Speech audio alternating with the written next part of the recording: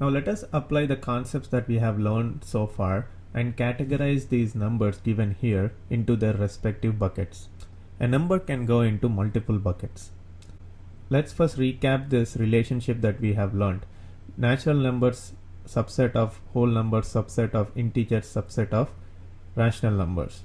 And any number that is not a rational number is a irrational number, and we denote it by q dash. So now let's take the first number, 4. 4, as we know, is a natural number. So let's put 4 in the natural numbers bucket. But we know from this relationship that any natural number is also a part of whole numbers, also part of integers and rational numbers. So 4 goes into all these buckets, right? Because 4 is 4 by 1, which is in the form of p by q, which is a rational number. Now let's take another example, 1.23.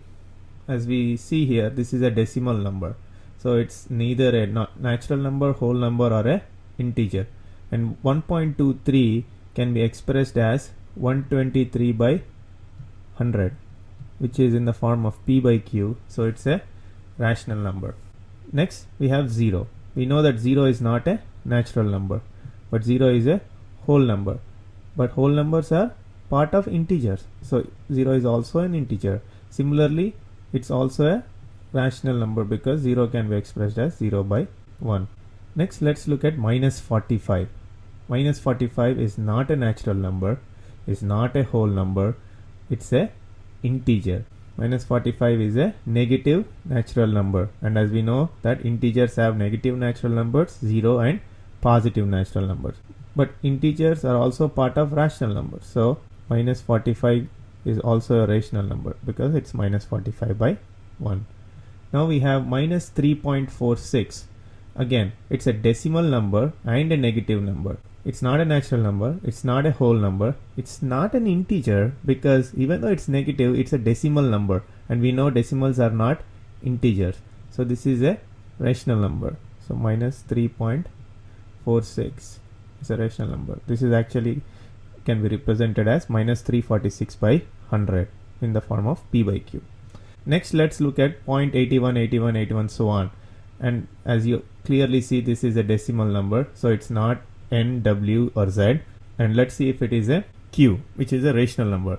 As you know, this is a repeating non-terminating decimal, and a repeating non-terminating decimal is a rational number, and we can represent this as 0.81 bar. So this is a rational number. Now let's look at pi. We know that pi is equal to 3.14159.265 and so on. And as you see, this is a non-terminating, non-repeating decimal. And we know that any non-terminating and non-repeating decimal is a irrational number. So pi goes into the q dash box. It's not a part of any other 4 boxes. Now let's look at root 9. Root 9 actually has 2 values, plus or minus 3. If you consider plus 3, 3 is a natural number, so it's also a whole number, so it's also an integer, and it's also a rational number. But if you consider minus 3, minus 3 is not a natural number, not a whole number, but it is a integer, so it's also a rational number, minus 3 by 1. And finally we have root 2, and we know that root 2 is equal to 1.414213 and so on. Again, this is a non-terminating, non-repeating decimal, so this is a irrational number. So root 2 goes into q dash bucket. In this way, by applying the concepts that we have learned about the different types of numbers and remembering this relationship between the different types of numbers, we can categorize numbers into their respective buckets. From the previous example, you saw a number is either a rational number or an irrational number. The collection of rational and irrational numbers is called real numbers. So real numbers can be represented in the set notation as q union q dash, where q is a set of rational numbers and q dash is a set of irrational numbers. So in order to better explain this, if you consider Q to be a set of rational numbers, so it has every possible rational number in its collection. So a rational number, as you remember, it will have all natural, whole, integers and rational numbers.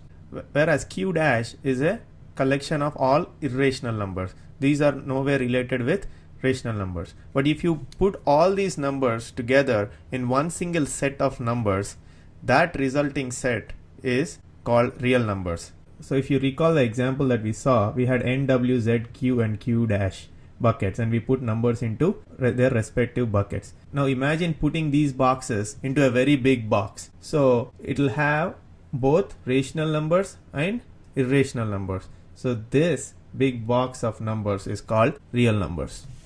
This brings us to the end of this lesson. In the next lesson, we will learn about properties of square roots of real numbers.